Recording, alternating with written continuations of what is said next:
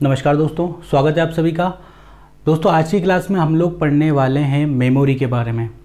जी हाँ, कंप्यूटर के सीपीसीटी की जो एग्ज़ाम आने वाली है उनको लेकर कई सारे टॉपिक को हमने पहले ही बहुत अच्छे तरीके से पढ़ लिया है। और आज का जो हमारा टॉपिक है ये भी अपने आप में एक बहुत ज़्यादा महत्वपूर्ण टॉपिक है।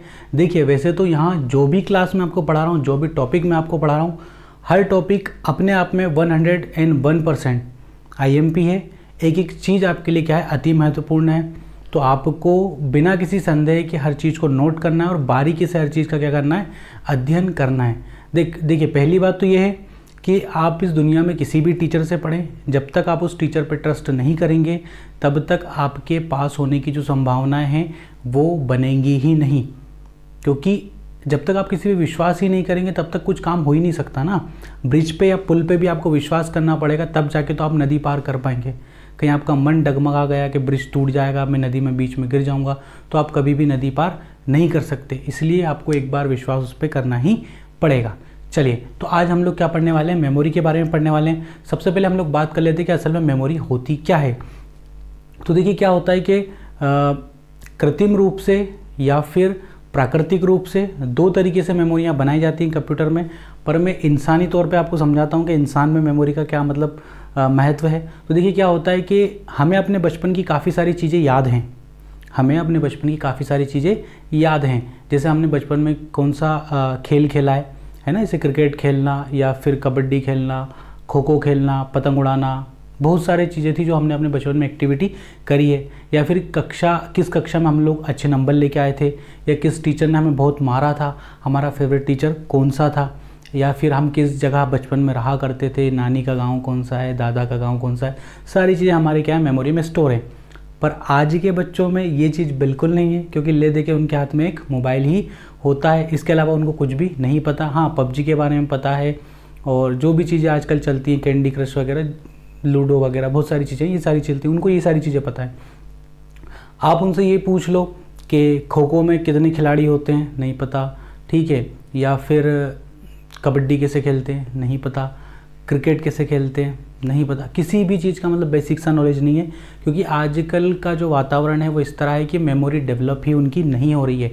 आप कभी इस चीज़ को नोटिस करना, जो 20, 22, 23, 24 साल के जो बच्चे हैं, 25 प्लस के भी जो लोग हैं, जब वो आज भी अपने साथ बैठते हैं तो अगर वो बचपन की बातें अपनी निकाल लें तो 1 घंटा, 2 घंटा, 3 घंटा निकल जाएंगे, पर उनकी जो बातें हैं, उनकी जो याददाश्त है वो ख़त्म नहीं होगी कि बचपन में हम ये करते थे, बचपन में वैसा करते थे, बचपन में ये। लेकिन जो आने वाली जो हमारी जनरेशन है उसके पास इस तरह की कोई भी चीज़ नहीं होगी।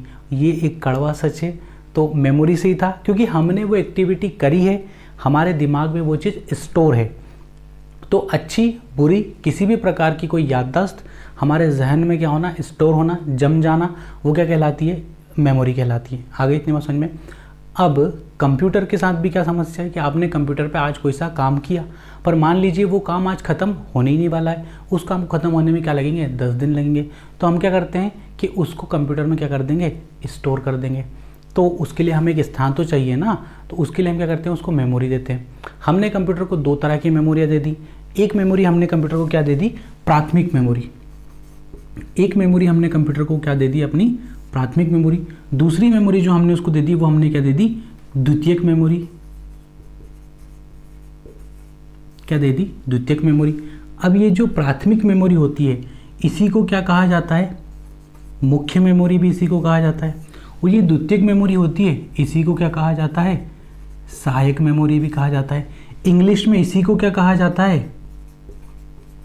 प्राइमरी मेमोरी कहा जाता है, ठीक है। और इंग्लिश में द्वितीयक मेमोरी को क्या कहा जाता है, सेकेंडरी मेमोरी कहा जाता है।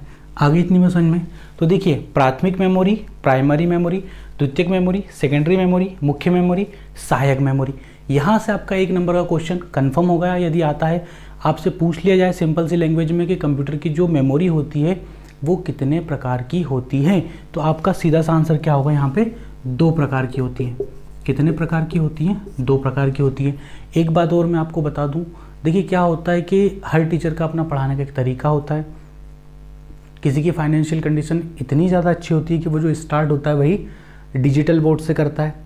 किसी का अपना कोर्स बना हुआ था तो वो PDF से पढ़ाता है कंप्यूटर पे, या फिर किसी को बोर्ड पे पढ़ाने में मज़ा आता है। तो आपको उसकी जो क्वालिटी है कि उसके पास कितना खर्चा वो कर रहा है या कितने अच्छे अच्छे सिस्टम उसके पास है, उस पर डिपेंड नहीं रहना है, उसकी कंटेंट की क्वालिटी को आपको देखना चाहिए। क्योंकि बहुत से बच्चों की शिकायत मतलब सुनने में आता है कि अगर हम लोग PDF पे पढ़ाएं या फिर हम डिजिटल बोर्ड पे पढ़ाएं तो बहुत मज़ा आएगा। लेकिन देखिए ऐसा कुछ नहीं है। काफ़ी सारे टीचर हैं जिनके पास अपना डिजिटल बोर्ड है लेकिन फिर भी बच्चे उनसे नहीं पढ़ते हैं। मेन चीज़ है आपका कंटेंट कितना अच्छा है। मैं आपको यहाँ पे इस वाइट बोर्ड पे ऐसी चीज़ लिखवा रहा हूँ जो एग्ज़ाम में आ रही है, सीधी एग्ज़ाम में आ रही है, तो ये बेहतर है या फिर वो डिजिटल बोर्ड बेहतर है। ऐसा नहीं कि मैं उसका विरोध कर रहा हूँ कि डिजिटल बोर्ड होना ही नहीं चाहिए। सबकी अपनी अपनी स्थिति होती है, फाइनेंशियल स्थिति सबकी अपनी अपनी होती है। अब आज हम अगर वाइट बोर्ड से स्टार्ट कर रहे हैं तो डेफिनेटली कल हम डिजिटल बोर्ड पे भी जाएंगे, पर समय के साथ। क्योंकि आप सभी लोगों ने देखा होगा दृष्टि IAS के जो फाउंडर हैं विकास दिव्य कीर्ति सर, कभी आप उनको देखना वो आज भी मार्कर से ही पढ़ा रहे हैं। हालांकि अभी उन्होंने डिजिटल बोर्ड ले लिया, लेकिन कुछ समय पहले तक भी यदि हम देखें तो एक वाइट बोर्ड पे ही वो ब्लैक मार्कर से पढ़ाते हैं, जबकि वो IAS तैयार कर रहे हैं, UPSC कोचिंग पढ़ा रहे हैं। तो देखिए ये मैटर ही नहीं करता कि आप किस चीज़ पे पढ़ रहे हैं, आपका कंटेंट कितना अच्छा है और वहाँ से क्वेश्चन कैसे बन रहे हैं ये मैटर करता है। ठीक, तो ये मेरे मन में बात थी, आशा करता हूँ आपको अच्छी लगी होगी। तो मेमोरी कितने प्रकार की होती है? प्राथमिक और द्वितीयक। ठीक है, 2 तरह की मेमोरी होती है। अब मुख्य मेमोरी क्या होती है और ये सहायक मेमोरी क्या होती है? तो देखिए मैं आपको बताता हूँ मुख्य मेमोरी क्या होती है। ये ऐसी मेमोरी होती है जो कंप्यूटर को पहले से दी हुई होती है। मुख्य मेमोरी ऐसी मेमोरी होती है जो कंप्यूटर को पहले से दी हुई होती है। सहायक मेमोरी क्या होती है? तो सहायक मेमोरी इस तरह की मेमोरियाँ होती है जो कंप्यूटर को हमें बाहर से देनी पड़ती हैं। या तो हमारा डाटा बहुत ज़्यादा हो जिसको स्टोर करने में कंप्यूटर को क्या हो, थोड़ी सी समस्या हो, तो उसको रखने में सहायक सिद्ध कौन सी होती है? सहायक मेमोरी। आप इसको बाहरी मेमोरी भी बोल सकते हो और इसको आंतरिक मेमोरी भी बोल सकते हैं। आप इसको क्या कह सकते हैं? आंतरिक मेमोरी भी कह सकते हैं और आप इसको बाहरी मेमोरी भी कह सकते हैं। आगे बात समझ में? तो ये कौन सी हो जाती है? आंतरिक मेमोरी। और ये कौन सी हो जाती है? हमारी बाहरी मेमोरी हो जाती है। इतनी बात आ गई समझ में। अब मुख्य मेमोरी की छोटी सी डेफिनेशन मैं आपको देता हूँ। देखिए क्या होता है, मान लीजिए एक छोटा सा बच्चा है, छोटे से बच्चे को ये पता है कि जब मुझे भूख लगेगी तो मुझे रोना है, ये उसकी मेमोरी स्टोर है, मुख्य मेमोरी ये उसकी होगी। लेकिन उस छोटे से बच्चे को ये हमें सिखाना पड़ेगा कि तुम्हें बोलना भी है ना, तुम्हें बोलना भी है, तुम्हें पढ़ना भी है, तुम्हें चलना भी, ये सारी चीज़ें हमें उसे सिखानी पड़ती हैं, फिर ये चीज़ें उसकी मेमोरी में स्टोर होती जाती हैं। पर प्राथमिक देखिए आदि मानवों के पास कोई भाषा नहीं थी अपनी, पर उन्हें भूख लगती थी, उन्हें नींद आती थी, वो फिर उठते थे, फिर खाना ढूंढते थे, फिर खाते थे, फिर सो जाते थे। तो ये एक उनका मेन वर्क था। जैसे कहते हैं ना कि हमारी जो फंडामेंटल जो ज़रूरत है वो रोटी कपड़ा और मकान है, फिर उसके बाद आती हैं सारी चीज़ें, वही सारी चीज़ें हैं ये। ठीक, तो ये कौन सी होगी? प्राथमिक मेमोरी। और ये कौन सी होगी? द्वितीयक मेमोरी। अब हम लोग बात करते हैं कि प्राथमिक मेमोरी जो होती है वो कितने प्रकार की होती है और द्वितीयक मेमोरी जो होती है वो कितने कितने प्रकार की होती है। यहीं पे आपकी पूरी मेमोरी खत्म हो जाएंगी, जहां आपको ये पता चल जाएगा कि प्राथमिक मेमोरी कौन सी होती है, किस तरीके से ये कार्य करती हैं। दूसरी बात कि द्वितीयक मेमोरी कौन कौन सी होती है और ये किस तरीके से कार्य करती हैं। तो यहाँ पे आपकी मेमोरी पूरी तरह से क्या हो जाएगी? खत्म हो जाएंगी। अब हम लोग बात कर लेते हैं किन के बारे में। सबसे पहले हम लोग बात कर लेते हैं प्राइमरी मेमोरी की, है ना। प्राइमरी मेमोरी ये कौन कौन सी होती है? इंग्लिश में इसी को क्या कहा जाता है? मेन मेमोरी भी इसी को कहा जाता है, इसको ऑक्सिलरी मेमोरी भी कहा जाता है ना। काफ़ी सारे नाम है पर सबका मतलब क्या है? एक ही है। बात कर लेते हैं किसकी? प्राइमरी मेमोरी की। फिर इसके बाद हम लोग बात कर लेंगे द्वितीयक मेमोरी की। प्राइमरी मेमोरी की यदि हम लोग बात करें तो प्राइमरी मेमोरी कितने पार्टों में डिवाइड होती है? तो प्राइमरी मेमोरी हमारी क्या होती है? 2 पार्टों में डिवाइड होती है ना। प्राथमिक मेमोरी हमारे 2 पार्टों में डिवाइड होती है। एक मेमोरी हमारी क्या हो जाती है?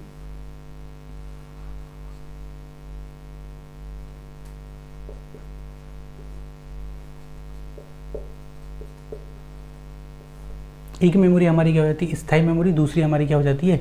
अस्थायी मेमोरी।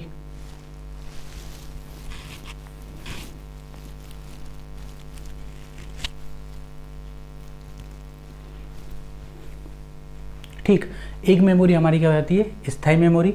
एक हमारी क्या हो जाती है? अस्थायी मेमोरी। ये जो स्थायी मेमोरी होती है इसको क्या कहा जाता है इंग्लिश में? Non volatile. क्या कहा जाता है इसको इंग्लिश में? Non volatile. दिख रहा है? इसको इंग्लिश में क्या कहा जाता है? Non volatile. और अस्थायी मेमोरी को क्या कहा जाता है? वोलेटाइल। वोलेटाइल, है ना। स्पेलिंग में लिख पाऊँ, इतनी अच्छी इंग्लिश नहीं है। इसको क्या कहा जाता है, वोलेटाइल, और इसको क्या कहा जाता है, नॉन वोलेटाइल। आपके साथ सबसे अच्छी चीज़ पता क्या होगी कि आपको क्वेश्चन हिंदी और इंग्लिश दोनों में ही मिलेंगे, तो चिढ़े ना, शांत रहें, दोनों भाषाओं में आपको अच्छी सी चीज़ें वहाँ पे मिलेंगी। अब बात करते हैं कि यार ये प्राथमिक मेमोरी तो है, पर ये अस्थायी और स्थायी का क्या लफड़ा है।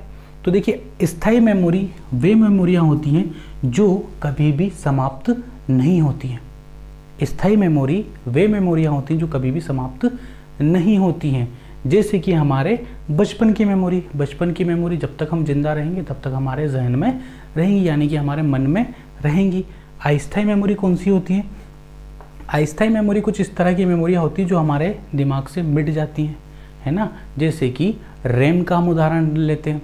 रैम में क्या होता है कि जब तक आप वर्क कर रहे हैं और कंप्यूटर को बिजली मिल रही है तब तक तो आपकी फाइल जीवित है, पर जैसे ही लाइट जाएगी आपकी फाइल अपने आप क्या हो जाएगी, डिलीट हो जाएगी या समाप्त हो जाएगी, यदि आपने उसे क्या नहीं किया, सेव नहीं किया। तो ये क्या होता है, अस्थायी मेमोरी होती है ना। ये क्या होती है, अस्थायी मेमोरी।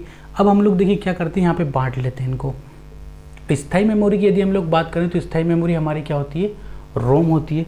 स्थायी मेमोरी हमारी क्या होती है, रोम होती है, ROM क्या होती है, रोम होती है।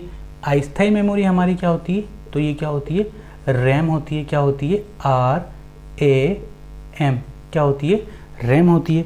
तो ये रोम और ये रैम क्या है, तो यहाँ से भी क्वेश्चन बना है कई बार एग्जाम में कि जो रैम होती है, रैम का फुल फॉर्म क्या होता है, और जो रोम होती है, रोम का फुल फॉर्म क्या होता है। तो यहाँ से आपको इन दोनों के क्या होने चाहिए, फुल फॉर्म पता होने चाहिए। इनके फुल फॉर्म में यहाँ लिख देता हूँ,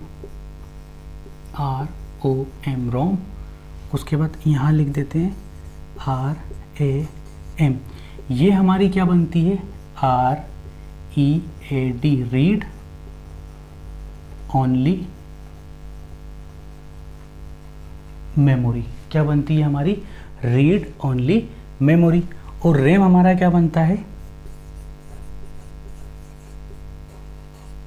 रैंडम एक्सेस मेमोरी। क्या बनता है, रैंडम एक्सेस मेमोरी। ठीक है, एक क्या बन गई, रैम बन गई, दूसरी क्या बन गई, रोम बन गई। रोम के बारे में हमने क्या पढ़ा, रोम किस तरह की मेमोरी है, हमारी स्थायी मेमोरी है। रैम हमारी किस तरह की मेमोरी है, एक अस्थायी मेमोरी।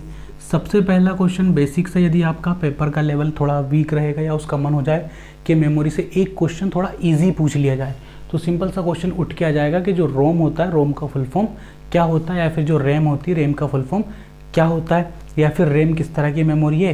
तो रैम क्या है, अस्थायी मेमोरी है, और रोम किस तरह की मेमोरी है, तो रोम एक स्थायी मेमोरी। सिंपल सा क्वेश्चन आपको यहाँ से बन जाएगा। दूसरी बात है, कंफ्यूज क्या होता है बच्चा, यहाँ हो जाता है कि वो रैम को क्या बोल देता है कि रैम कैसी मेमोरी हो गई, द्वितीयक मेमोरी हो गई। रैम कैसी मेमोरी होगी, द्वितीयक, और रोम कैसी होगी, प्राथमिक। यहाँ पे आपको ये गलती नहीं करनी है। रैम और रोम दोनों क्या है, आपकी प्राइमरी मेमोरी हैं। दोनों किस तरह की मेमोरी हैं, प्राथमिक मेमोरी हैं। रैम और रोम दोनों किस तरह की मेमोरी हैं, आपकी प्राथमिक मेमोरी। तो आपको यहाँ पे कंफ्यूज नहीं होना है। अब हम लोग पढ़ लेते हैं कि जो रोम होती है वो कितने प्रकार की होती है, और रोम असल में होती क्या है, और रैम कितने प्रकार की होती है, और रैम असल में होती क्या है। तो देखिए, read only memory. Read only memory का मतलब क्या होता है कि ये इस तरह की मेमोरी होती है कि आप इस मेमोरी में किसी प्रकार का कोई परिवर्तन यानी कि छेड़छाड़ नहीं कर सकते हैं, आप इसको सिर्फ पढ़ सकते हैं। ऐसा क्यों, ऐसा इसलिए क्योंकि इसको यहाँ लिख देते हैं, ऐसा इसलिए क्योंकि इसको कंप्यूटर में कब लगा दिया जाता है, निर्माण के वक्त ही लगा दिया जाता है। कब लगा दिया जाता है, निर्माण के वक्त ही लगा दिया जाता है। यानी कि जब हमारा कंप्यूटर बन रहा होता है तभी इसको कहाँ लगा दिया जाता है, कंप्यूटर में CPU में आपको लगा दिया जाता है। ठीक है, और ये अस्थायी मेमोरी कैसी मेमोरी है, तो ये क्या है, देखिए हमारी रैंडम एक्सेस मेमोरी। यानी कि ये इस तरह की मेमोरी है कि अगर बिजली गई, आपका कंप्यूटर थोड़ा सा भी बंद हुआ और जिस फाइल पे आप वर्क कर रहे थे उसको आपने सेव नहीं किया, तो यहाँ पे आपकी जो फाइल है वो क्या हो जाएगी, समाप्त हो जाएगी। इसीलिए इसको क्या कहा जाता है, अस्थायी मेमोरी कहा जाता है। ठीक है, तो इनके बारे में और थोड़ा डिटेल्स हम लोग पढ़ लेते हैं। रैम कितने प्रकार की होती है, रोम कितने प्रकार की होती है, अच्छा सा चार्ट में बना लेता हूँ इसको साफ करके। आप लोग को जाना नहीं है, चैनल को सब्सक्राइब करना है। बहुत अच्छे से हम लोग आज मेमोरी अपनी कंप्लीट करने वाले हैं। चलिए चार्ट मैंने यहाँ पे अपना बना लिया। देखिए यहाँ पे मैंने लिखा है रैम के बारे में, फिर यहाँ पे मैंने लिखा है किसके बारे में, रोम के बारे में। तो सबसे पहली बात तो हमने यहाँ पे कर ली कि रैम हो चाहे आपकी क्या हो, रोम हो, दोनों किस तरह की मेमोरी है हमारी, तो दोनों किस तरह की मेमोरी हमारी प्राथमिक मेमोरी है। ये चीज़ आपको नहीं भूलनी कि चाहे रैम के बारे में पूछे चाहे रोम के बारे में पूछे, एक लाइन आपकी कॉमन है कि रैम हो या रोम हो, दोनों किस तरह की मेमोरी है, आपकी प्राथमिक मेमोरी है। रैम के बारे में एक और चीज़ मैंने आपको बताई थी कि रैम किस तरह की मेमोरी, एक हमारी अस्थायी मेमोरी है, जबकि रोम किस तरह की मेमोरी हमारी स्थायी मेमोरी है। ठीक है, ये चीज़ हो गई। इसके अलावा हमने इनके फुल फॉर्म पे भी चर्चा कर ली। रैम का फुल फॉर्म क्या होता है हमारा, रैंडम एक्सेस मेमोरी। क्या होता है हमारा, रैंडम एक्सेस मेमोरी, है ना। आगे इतनी बात समझ में, रैंडम एक्सेस मेमोरी। वही रोम का फुल फॉर्म हमने क्या लिखा था, READ, रीड ओनली मेमोरी। क्या लिखा था, रीड ओनली मेमोरी, क्योंकि इस मेमोरी में हम क्या नहीं कर सकते, परिवर्तन नहीं कर सकते। रीड ओनली यानी कि हम सिर्फ इसके डाटा को क्या कर सकते हैं, पढ़ सकते हैं। रैंडम एक्सेस में क्या होता है कि इसके डाटा में हम क्या कर सकते हैं, परिवर्तन भी कर सकते हैं। किस में परिवर्तन कर सकते हैं हम लोग, रैम में परिवर्तन कर सकते हैं। अब चलिए रैम के बारे में आपको दो चार कुछ अच्छे फैक्ट मैं आपको यहाँ पे बता देता हूँ। इनको आपको क्या करना है, नोट करना है। रैम के बारे में लिख रहे हैं ना, इसको आपको नोट करना है। रैम के बारे में एक चीज़ ये है कि रैम क्या है, पहले तो एक क्या है, अस्थायी मेमोरी है। रैम किस तरह की मेमोरी है, अस्थायी मेमोरी है। एग्जाम्पल ये किसका है, हमारी प्राथमिक मेमोरी का है ना। तो क्या होता है कि देखिए रैम में क्या होता है कि आप कोई सा भी वर्क कर रहे हो, जो आपका कहाँ स्टोर होता है, जो आपका डाटा होता है वो सहायक मेमोरी में स्टोर होता है। लेकिन जब आप उसको प्रोसेस करोगे तो उस डाटा को सहायक मेमोरी से उठा के कहाँ रख दिया जाएगा, रैम में लाया जाएगा। ठीक है, रैम में लाया जाएगा, तभी आप उसको क्या कर पाओगे, प्रोसेस कर पाओगे।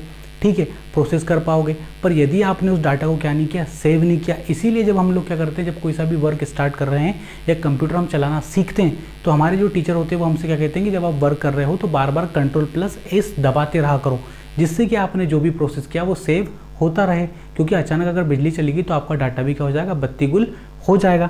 इसीलिए रैम को क्या कहा जाता है, वर्किंग मेमोरी भी कहा जाता है। रैम को क्या कहा जाता है, वर्किंग मेमोरी भी कहा जाता है। अच्छा टॉपिक, अच्छा मतलब पॉइंट है ये।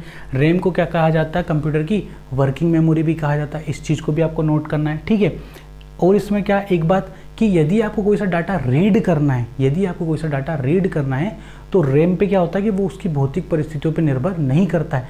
मसलन रैम किसी भी डाटा को रैंडमली कहीं से भी पढ़ सकता है और एक ही स्पीड में पढ़ सकता है। ये चीज़ आपको ध्यान रखनी है यहाँ पे।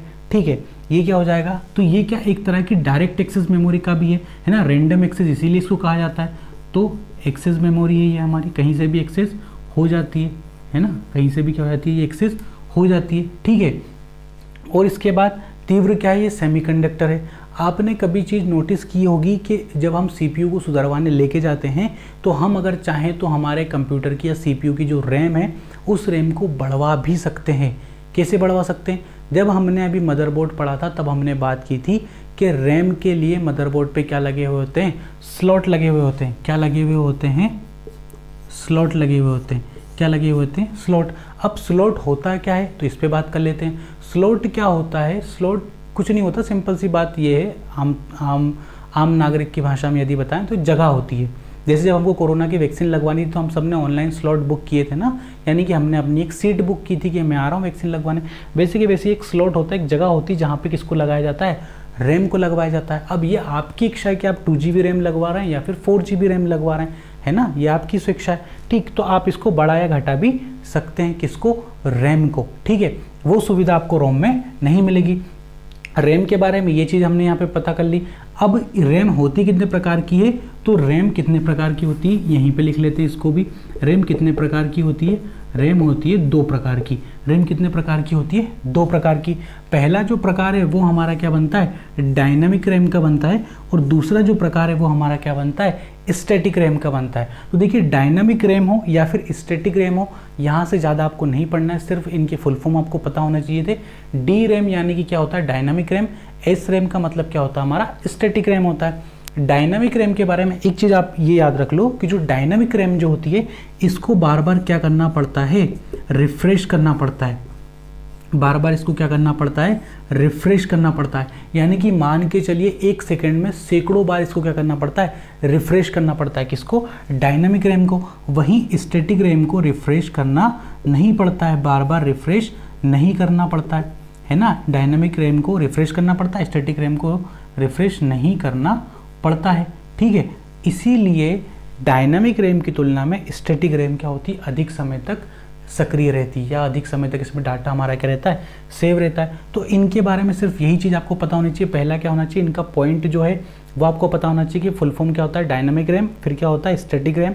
इसको बार बार रिफ्रेश करना पड़ता है, इसको बार बार रिफ्रेश नहीं करना पड़ता है। अब क्या होता है, जैसे आपने रिफ्रेश किया, आपका कंप्यूटर बंद हो गया, तो इसमें क्या होता है, रिफ्रेश नहीं करना पड़ता। तो जब आप ऑन करोगे आपको आपका डाटा वैसा का वैसे यहाँ पे मिलेगा, पर इसमें क्या होता है, ख़त्म हो जाता है, आपको रिफ्रेश करना पड़ेगा।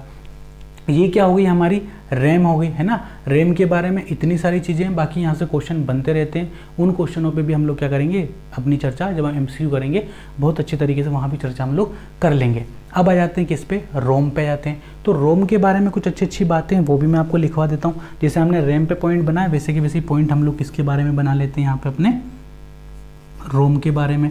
रोम का फुल फॉर्म हमने यहाँ पे अपना लिख लिया। क्या लिखा था हमने, रीड ओनली मेमोरी।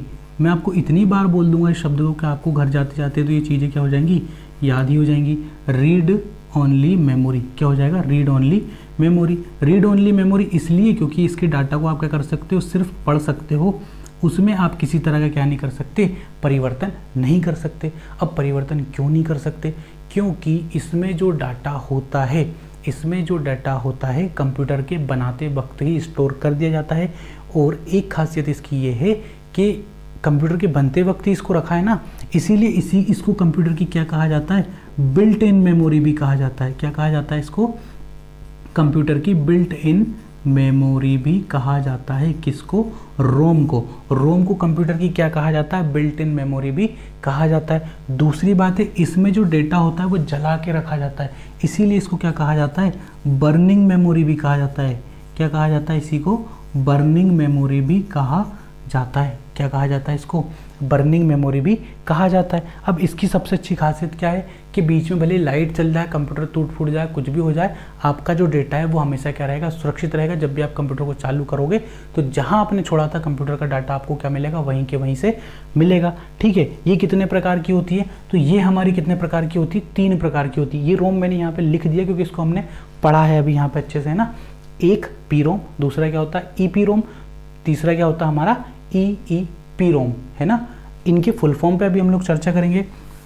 कितने प्रकार की होती है ये, 3 प्रकार की होती है। कितने प्रकार की होती है, 3 प्रकार की होती है। एक क्या होता है पी रोम, दूसरा क्या होता है EP रोम, तीसरा क्या होता है EEP रोम, है ना, EEPROM। ठीक है, तो इनके फुल फॉर्म देख लेते हैं। पी रोम का मतलब क्या होता है, प्रोग्रामेबल रीड ओनली मेमोरी। प्रोम का मतलब मैं आपको बता देता हूँ, ठीक है, दिख रहा है,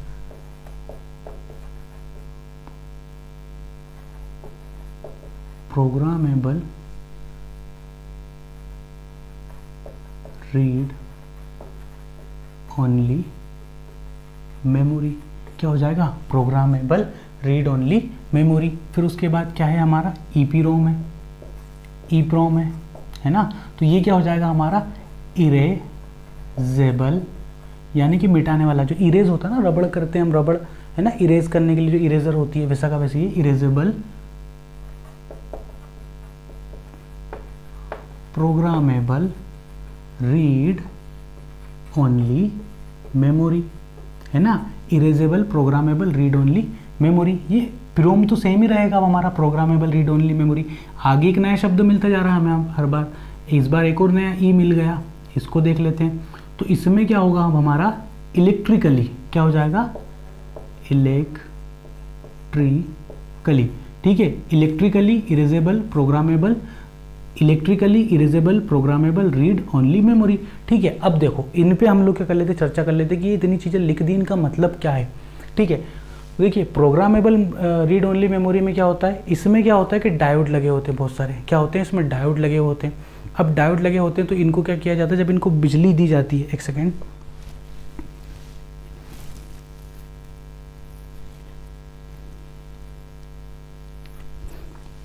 ठीक है, प्रोम के बारे में हम लोग बात करें तो इसमें क्या लगे होते हैं, बहुत सारे डायोड लगे होते हैं।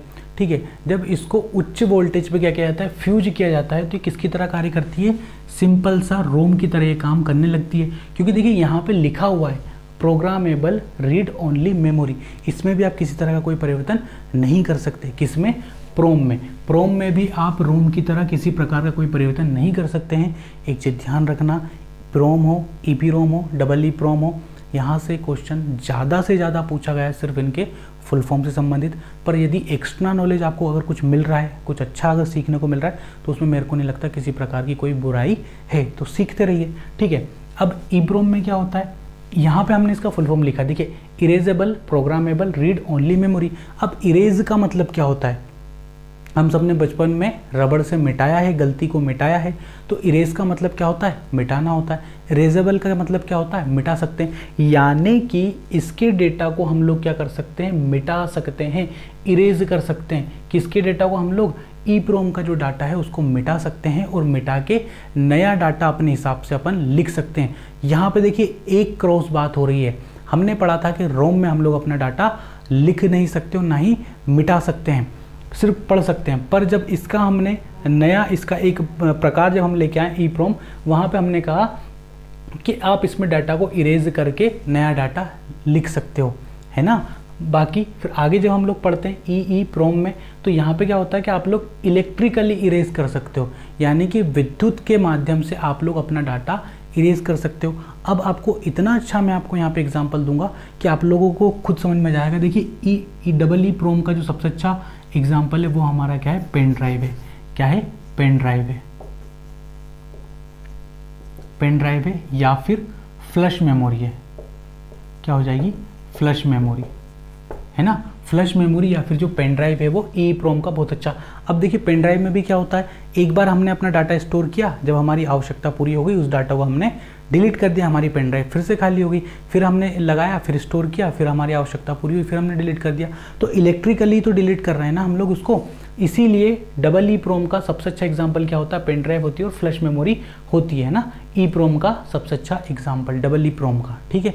इलेक्ट्रिकली इरेज हो जाता है, यानी कि विद्युत से आप क्या कर सकते हो, उसके डाटा को इरेज कर सकते हो, यानी कि मिटा सकते हो। ये क्या हो गई हमारी प्रोम के बारे में हमने यहाँ पे चर्चा कर ली, ठीक है। डायनामिक या रैम के बारे में हमने यहाँ पे अपनी चर्चा कर ली। चाहो तो आप लोग इसका क्या ले सकते हो, बहुत अच्छा सा स्क्रीनशॉट ले सकते हो। इतने बेहतर तरीके से मुझे नहीं लगता इस एमपी में किसी ने भी आपको व्हाइट बोर्ड पे सीपीसीटी के लिए पढ़ाया होगा। तो थोड़ी सी आप लोगों से भी उम्मीद है कि आप लोग साथ देंगे, कुछ अच्छा अगर सीखने को मिल रहा है तो चैनल को आप लोग सब्सक्राइब जरूर करेंगे, क्योंकि आपका जो सब्सक्रिप्शन जो होता है, आप जो सब्सक्राइब जो करते हैं वो इतनी एनर्जी देता है अंदर से कि मतलब बहुत अच्छे तरीके से और अच्छे तरीके से पढ़ाना। देखिए यहाँ पे ये पसीना पसीना हो गया पूरा, ठीक। अब तो सब्सक्राइब करना पड़ेगा, है ना। तो ये हमारा क्या हो गया, रोम हो गया, और ये क्या हो गया हमारा, रैम हो गया। ये हमने क्या पढ़ ली, कंप्यूटर की जो प्राथमिक मेमोरी होती है उनके बारे में पढ़ लिया। ये कंप्यूटर को दी गई होती हैं पहले से। अब हम लोग पढ़ेंगे इनके बारे में, सहायक मेमोरी के बारे में। लेकिन इससे पहले हम लोग एक आईएमपी मेमोरी है उसके बारे में पढ़ लेते हैं। इसको मैं साफ कर देता हूँ थोड़ा सा। वो आईएमपी मेमोरी हमारी कौन सी हो जाएगी, कैशे मेमोरी। कौन सी मेमोरी हो जाएगी, कैशे मेमोरी। क्योंकि कैशे मेमोरी से भी कई दफ़ा क्वेश्चन एग्जाम में सीधा बना है कि कैशे मेमोरी क्या होती है, इसका वर्क क्या है, कैशे मेमोरी कैसे कार्य करती है ना। तो इसके बारे में भी क्वेश्चन कई बार बने हैं। तो इसको मैं क्या कर देता हूँ, थोड़ा सा साफ कर देता हूँ और कैशे मेमोरी के बारे में आपको बता देता हूँ। चलिए तो बात कर लेते हैं किसके बारे में, कैशे मेमोरी के बारे में। कैशे मेमोरी में के बारे में आपको एक बात बता देता हूँ। यह पहली चीज़ इसके बारे में हमें ध्यान रखनी कि कैशे मेमोरी किस तरह की मेमोरी है, एक स्थायी मेमोरी है। किस तरह की मेमोरी, एक स्थायी मेमोरी है। अब स्थायी मेमोरी तो है, पर इसका वर्क क्या है और ये किस तरीके से कार्य करती है और इसकी आवश्यकता हमें क्यों पड़ती है, इस पर हम लोग चर्चा कर लेते हैं। सीधा क्वेश्चन यहाँ से बन जाएगा। ठीक, तो कैशे मेमोरी की आवश्यकता देखिए हमें क्यों पड़ती है, डायग्राम के माध्यम से मैं आपको समझा देता हूँ। ये हमारी क्या है, मेमोरी है। मेमोरी में हमारा क्या रखा हुआ होता है, डाटा रखा हुआ होता है। अब इस डाटा को हमें क्या करना है, प्रोसेस करना है। प्रोसेस करने के लिए हम इसे कहाँ लेके जाएंगे, प्रोसेसर के पास लेके जाएंगे। अब ये डाटा अपना चल रहा है, इस तरीके से जा रहा है। जाते जाते क्या होता है कि इसकी जो गति होती है वो क्या हो जाती है, थोड़ी सी धीमी हो जाती है। इसकी गति क्या हो जाती है, धीमी हो जाती है। अब जब इसकी गति धीमी है तो जाहिर सी बात है कि डाटा प्रोसेस की जो गति होगी वो भी क्या होगी, धीमी होगी। तो डाटा के जाने या आने की जो गति है उस गति को बढ़ाने के लिए किसका यूज़ किया जाता है, कैशे मेमोरी का यूज़ किया जाता है। तो कैशे मेमोरी कहाँ वर्क करती है, मेमोरी के और प्रोसेसर के बीच में वर्क करती है। कौन करती है, कैशे मेमोरी। कैशे मेमोरी क्या करती है कि जो डाटा होता है उसकी गति को क्या कर देती है, बढ़ा देती है। कैशे मेमोरी की जो गति होती है वो क्या होती है, अत्यंत तीव्र होती है। यदि आपसे सिंपल सा क्वेश्चन पूछे कि किस मेमोरी की गति सबसे तेज है, सबसे तेज है, सबसे तीव्र मेमोरी है गति के हिसाब से, तो आपको क्या लिखना है, सबसे तीव्र मेमोरी जो है वो हमारी क्या हो जाएगी, कैशे मेमोरी हो जाएगी। सबसे तीव्र मेमोरी कौन सी हो जाएगी, हमारी कैशे मेमोरी हो जाएगी। आ गई इतनी पसंद में। अब देखो क्या होता है कि जो चीता होता है, चीता जो होता है सबसे तेज भागता है, लेकिन चीता लंबा नहीं भाग सकता। चीता भले तेज भागता हो लेकिन चीता लंबा नहीं भाग सकता। घोड़ा भले धीरे भागता हो लेकिन लंबा भागता है। इसीलिए ये सबसे तीव्र मेमोरी तो है लेकिन इसकी संग्रहण क्षमता सबसे कम है। इसकी संग्रहण क्षमता सबसे कम है, इसकी संग्रहण क्षमता सबसे कम है। आगे इतनी समझ में, सबसे तीव्र तो है गति के मामले में लेकिन संग्रहण क्षमता क्या है इसकी, सबसे कम है। तो ये क्या करती है कि मेमोरी से जो डाटा प्रोसेसर की ओर जा रहा है उसकी गति को क्या कर देती है, बढ़ा देती है। यानी कि एक हिसाब से यदि हम लोग देखें तो एक पुल का काम करती है, बफर जोन का ये काम अपना करती है, सीधे उसको पास करवा देती है। अब क्या होता है कि देखिए हमने ये चीज़ पढ़ी थी कि जो मदरबोर्ड होता है, मदरबोर्ड में डाटा के स्थानांतरण के लिए क्या बने हुए होते हैं, बस बने हुए होते हैं। क्या बने हुए होते हैं, बस बने हुए होते हैं। इसको उनकी आवश्यकता नहीं पड़ती है, इसको बस की आवश्यकता नहीं पड़ती है। एक चीज़ यहाँ से ये भी है कि इसको किसकी आवश्यकता नहीं पड़ती है, बस की आवश्यकता भी नहीं पड़ती है। ये सीधा अपना काम कर देती है। कौन कर देती है, कैशे मेमोरी अपना काम कर देती है। ठीक, तो ये क्या हो गई, हमारी कैशे मेमोरी हो गई। इसकी संग्रहण क्षमता क्या होती है, बहुत ही कम होती है, पर इसकी जो स्पीड होती है वो क्या होती है, बहुत ज़्यादा होती है। ये क्या हो गई, हमारी कैशे मेमोरी हो गई। ठीक है, सीपीयू से क्या होती है, सीधी जुड़ी हुई होती है। सीपीयू से क्या होती है, ये सीधी जुड़ी हुई होती है। इसकी जो संग्रहण क्षमता होती है वो कितनी होती है, 246 KB से लेके 5 MB तक। कितनी कम होती है, देखो 246 KB का मतलब क्या हो जाएगा, किलोबाइट से लेके 5 MB यानी कि 5 मेगाबाइट तक क्या होती है, इसकी संग्रहण क्षमता होती है। किसकी बात कर रहे हैं हम लोग, कैशे मेमोरी की बात हम लोग कर रहे हैं। ठीक है, और इसके बारे में एक और चीज़ आप लोग ध्यान रखना, बार बार जो डाटा प्रयोग में होता है, बार बार प्रयोग में आने वाला जो डाटा होता है वो कहाँ संग्रहित होता है, हमारी कैशे मेमोरी में ही संग्रहित होता है। बार बार जो डाटा हम लोग यूज़ में लेके आते हैं वो कहाँ संग्रहित होता है, हमारा कैशे मेमोरी में ही संग्रहित होता है। तो ये कौन सी मेमोरी हमने पढ़ ली, कैशे मेमोरी पढ़ ली। इसके बारे में 3 बड़ी बातें आपको पता चल गई कि ये किस तरह की मेमोरी है, प्राइम। ठीक है, एक सेकेंड, यहाँ पे स्थायी लिख दिया ना, ये प्राथमिक मेमोरी का एग्जाम्पल है। किसका एग्जाम्पल है, प्राथमिक मेमोरी का ना। किसका एग्जाम्पल है, ये प्राथमिक मेमोरी का एग्जाम्पल है। गति सबसे तेज होती है, संग्रहण क्षमता सबसे कम होती है। मेमोरी और प्रोसेसर के बीच में डाटा की जो गति कम हो जाती है उस गति को बढ़ाने का काम करती है कौन, कैशे मेमोरी काम करती है ना। तो इसको किसकी आवश्यकता नहीं पड़ती है, बस की आवश्यकता नहीं पड़ती है। मदरबोर्ड पे जो सिस्टम बस लगे होते हैं ना, सिस्टम बस की इसको आवश्यकता नहीं पड़ती है। अब आप लोग मुझे बताइए कि जो सिस्टम बस होते हैं वो क्या होते हैं। तो सिस्टम बस जब हमने मदरबोर्ड पढ़ा था तब हमने पढ़ा था कि तारों की जो संरचना बनाई जाती है, यानी कि जो तारों से जो रेखाएं बनाई जाती हैं ना, इस तरीके से जो रेखाएं बनाई जाती हैं, ये डाटा का क्या करती हैं, स्थानांतरण करती हैं। डाटा का ये क्या करती हैं, स्थानांतरण करती हैं। इन्हीं को क्या कहा जाता है, सिस्टम बस कहा जाता है। इनको क्या कहा जाता है, सिस्टम बस कहा जाता है। ठीक, आ गई इतनी बस समझ में। तो इसको ना सिस्टम बस की आवश्यकता नहीं पड़ती। किसको नहीं पड़ती है, हमारी कैशे मेमोरी को नहीं पड़ती। ये हमने क्या पढ़ ली, अपनी प्राथमिक मेमोरी हमने पूरी पढ़ ली अपनी। ठीक है, अब हम लोग किसके बारे में पढ़ेंगे, सहायक मेमोरियाँ जो होती हैं उनके बारे में हम लोग चर्चा करने जा रहे हैं। सहायक मेमोरी के बारे में हम लोग पढ़ लेते हैं। इससे पहले प्राथमिक मेमोरी के बारे में हम लोग पूरी डिटेल में चर्चा कर चुके हैं। जितने भी संभव क्वेश्चन है वहाँ से बन सकते हैं। दूसरी बात आती है द्वितीयक मेमोरी की बात। सहायक मेमोरी इसको कहा जाता है, सेकेंडरी मेमोरी कहा जाता है, ऑक्सिलरी मेमोरी इसको कहा जाता है। बात करते हैं कितने प्रकार की होती है, तो ये होती है भाई साहब 2 प्रकार की। कितने प्रकार की होती है? 2 प्रकार की होती है। अब वो 2 प्रकार कौन कौन से हैं उन पर बात कर लेते हैं। पहला प्रकार क्या बनता है इसका? क्रमानुसार मेमोरी। दूसरा प्रकार इसका क्या बनता है? Direct access memory. ठीक है, तो यहाँ पे चर्चा करते हैं कि ये जो क्रम अनुसार है ये क्या होती है और डायरेक्ट एक्सेस है ये क्या होती है। देखिए, क्रम अनुसार को इंग्लिश में क्या कहा जाता है? Sequential access. डायरेक्ट एक्सेस तो पहले से इंग्लिश में है। क्रम अनुसार का मतलब क्या होता है? सिंपल सी बात है, 1 के बाद यदि क्या है 2, 2 के बाद 3, 3 के बाद 4, 4 के बाद 5, तो ये क्या हुआ? एक क्रम हुआ ना, ये क्या हुआ? क्रम हुआ। पर यदि मैं आपसे कह दूं 1 के बाद आता है 3, 3 के बाद आता है 5, 5 के बाद आता है 7, तो आप खुद बताइए कि यह क्या कहीं से भी क्रम आपको नज़र में आ रहा है? नहीं आ रहा है। ये एक तरह से क्रम नहीं है। वही की वही बात है कि जब कोई सी एक मूवी चल रही हो और मूवी बिल्कुल एक के बाद एक के बाद एक के बाद एक चीज़ उसमें चल रही हो, लेकिन मैं आपसे शुरुआत की आपको चीज़ दिखाऊं और सीधे एंडिंग में चला जाऊँ जहाँ पे दूल्हा दुल्हन की शादी हो रही हो, तो वो तो क्रम नहीं हुआ ना, वो तो क्रम नहीं हुआ। उसको हम क्या कह सकते हैं? Direct access. इस तरह की मेमोरी में क्या होता है कि आप कहीं भी कभी भी कूद सकते हैं। और अच्छा एग्जांपल देता हूँ, जैसे आप इस वीडियो को यूट्यूब पे देख रहे हैं, अब आपको मैं बीच में पसंद नहीं आया, आपने कहा सर को 10 सेकंड 20 सेकंड आगे बढ़ा दो, या बीच में से देखना स्टार्ट कर दिया, तो यही तो डायरेक्ट एक्सेस मेमोरी का एग्जाम्पल है। और क्या है? आपके हाथ में डायरेक्ट एक्सेस मेमोरी का एग्जाम्पल है। पर क्रमानुसार मेमोरी में क्या होता है कि यहाँ पे आपकी मर्जी नहीं चलती। यहाँ पे 1 नंबर गाने के बाद दूसरा नंबर गाना बजेगा, और यदि आपको चौथे नंबर का गाना सुनना है तो उसके पहले के 3 गाने आपको सुनने ही पड़ेंगे, आप स्किप नहीं कर सकते। तो ये किस तरह की मेमोरी हो जाएगी? हमारी क्रमानुसार मेमोरी हो जाएगी। और अगर सीधे बीच में कूद जाओ तो वो क्या होती है? डायरेक्ट एक्सेस मेमोरी हो जाती है। एक्सेस का मतलब ही क्या होता है? एंटर होना, है ना। डायरेक्ट एक्सेस होगा बीच में। क्रमानुसार मेमोरी का एक एग्जाम्पल, तो इसका एग्जाम्पल क्या होता है? Magnetic tape. क्या होता है? Magnetic tape. अब बचपन में आप सबने कैसेट देखा होगा जिसमें बड़ी सी रील निकलती थी, तो वो जो रील होती थी उस रील पे किसका लेप होता था? आयरन ऑक्साइड का। किसका लेप होता था? यहाँ से क्वेश्चन आते हैं ना, काय का होता है? आयरन ऑक्साइड का। किसका लेप होता है? आयरन ऑक्साइड का। ठीक है, इसमें क्या होता था मैग्नेटिक टेप में कि इसकी जो संग्रहण क्षमता होती थी वो क्या होती थी? विशाल होती थी। क्या होती थी? इसकी संग्रहण क्षमता क्या होती थी? विशाल होती थी। और इसका विशाल क्या होता था? बैकअप प्रोग्राम भी होता था। विशाल क्या होता था? बैकअप प्रोग्राम भी होता था।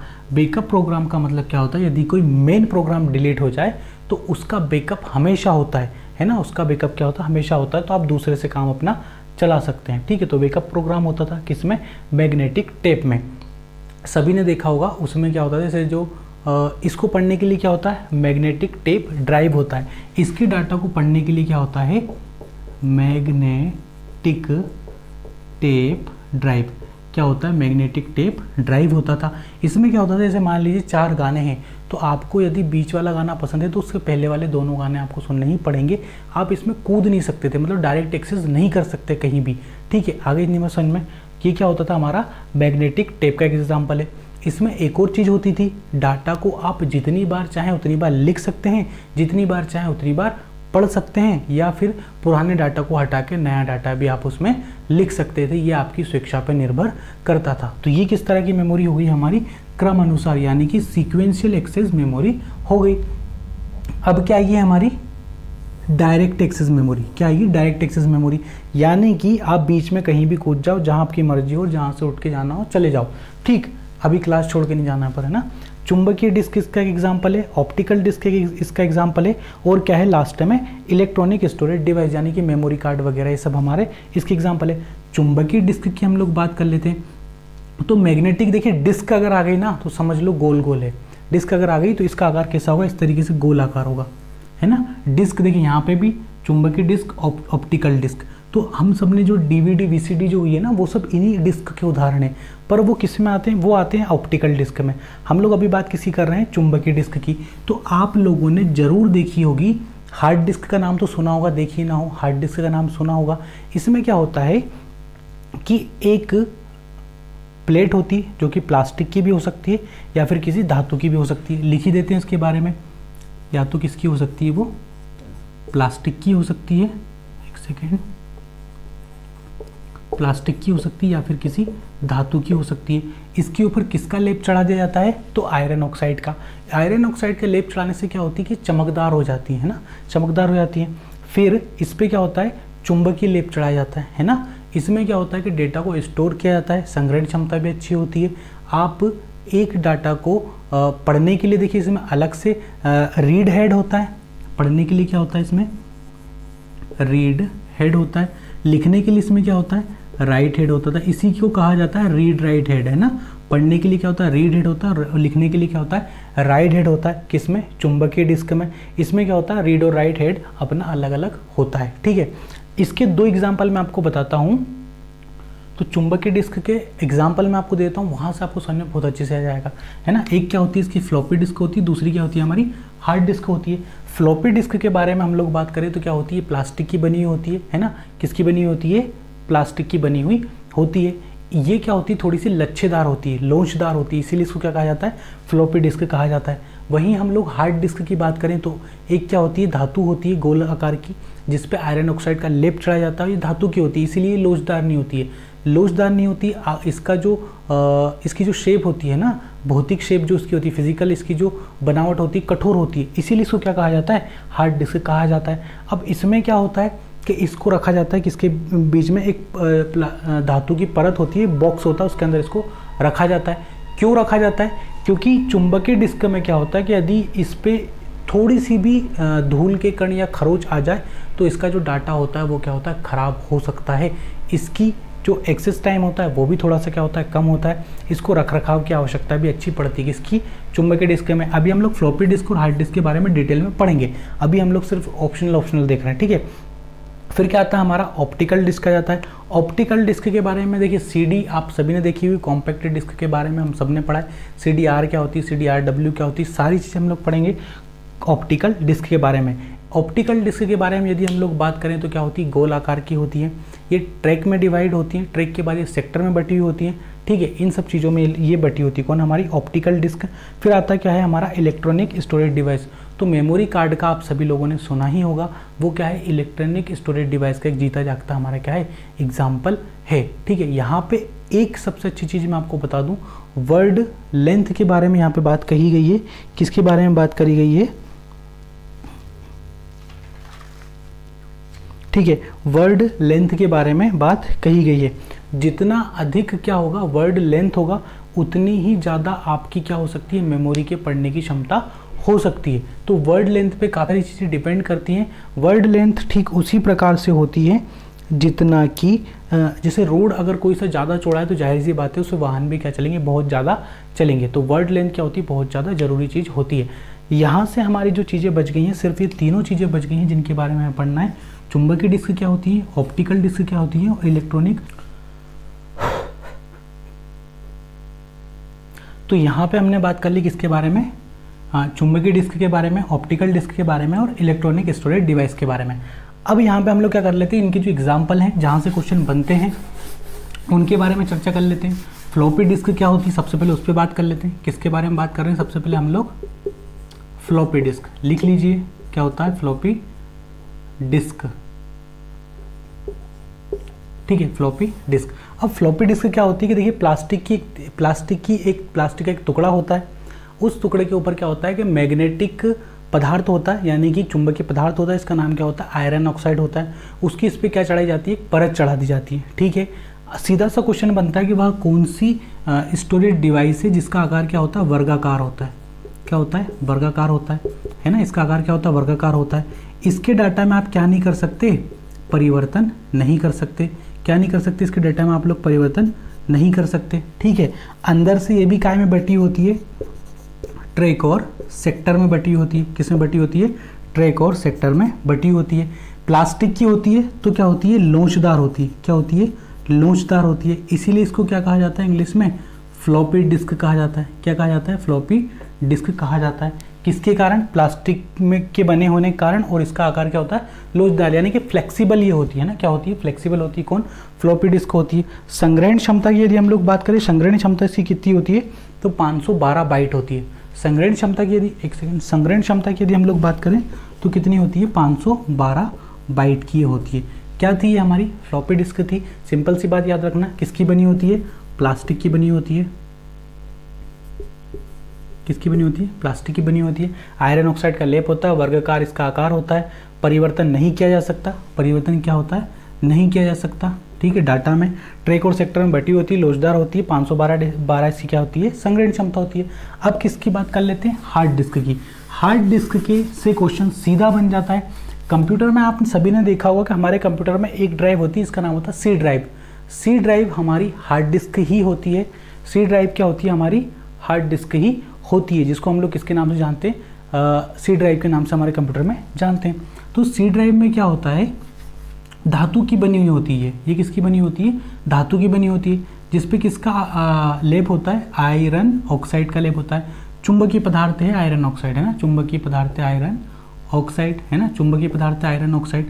इसके साथ क्या होता है? अच्छी चीज़ इसके साथ क्या होती है? इस मेमोरी को एक धातु के डिब्बे में बंद कर दिया जाता है।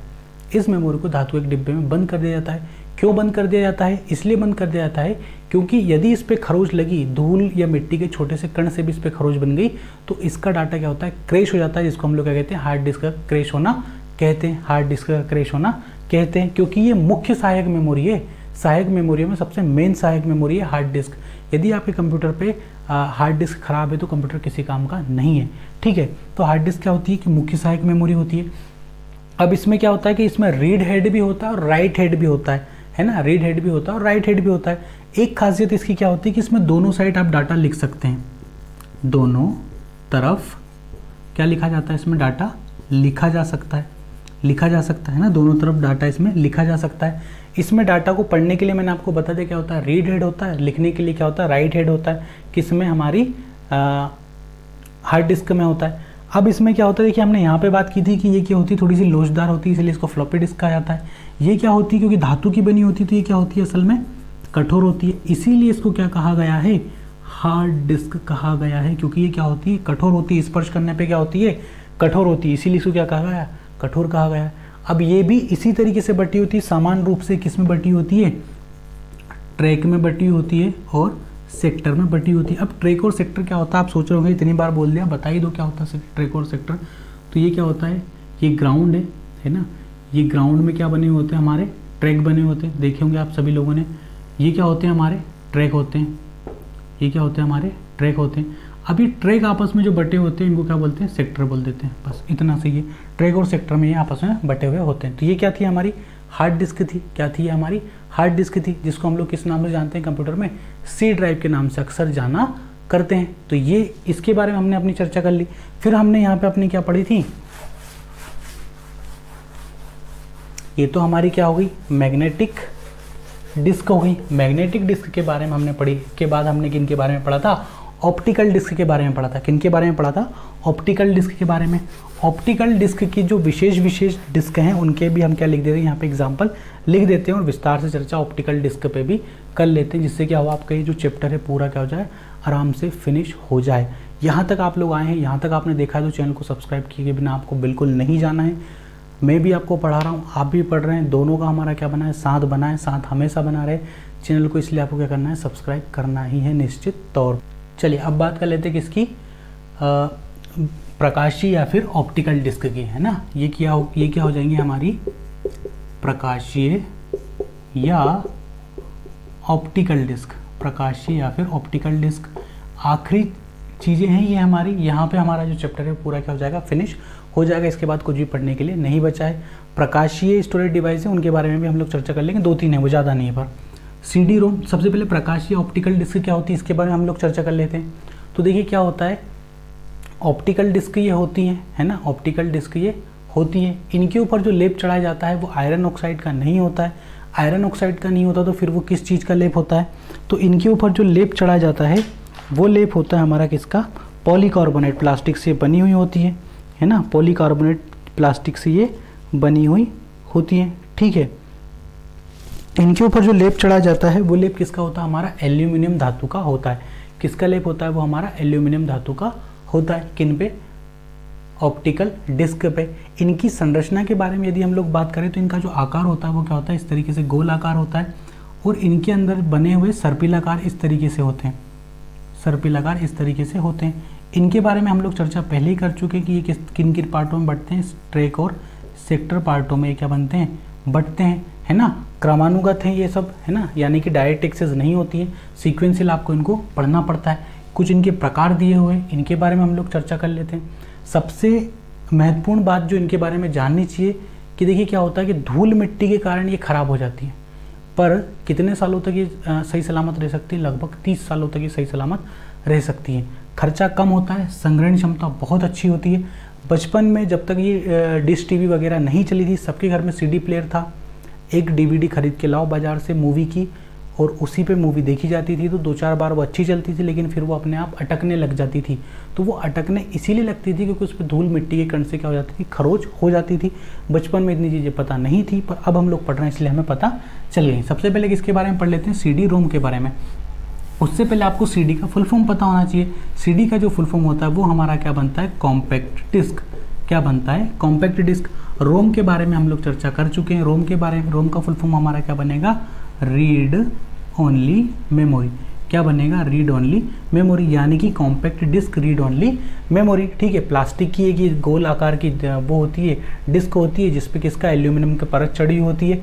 ठीक है, तो यहाँ पे क्या होता है कि इसको जब बनाते हैं तभी इसमें डाटा लिख दिया जाता है, बाद में आप लोग इसमें परिवर्तन नहीं कर सकते। जैसा कि स्पष्ट है, रीड ओनली मेमोरी, आप इसके डाटा को सिर्फ पढ़ सकते हैं, उसमें किसी प्रकार का कोई परिवर्तन नहीं कर सकते। किसके बारे में हम लोग बात कर रहे हैं, सीडी रोम के बारे में। यानी सीडीआर के बारे में बात करेंगे तो फुल फॉर्म तो वही बनेगा हमारा, कॉम्पैक्ट डिस्क, और आर का क्या बन जाएगा, रीडेबल।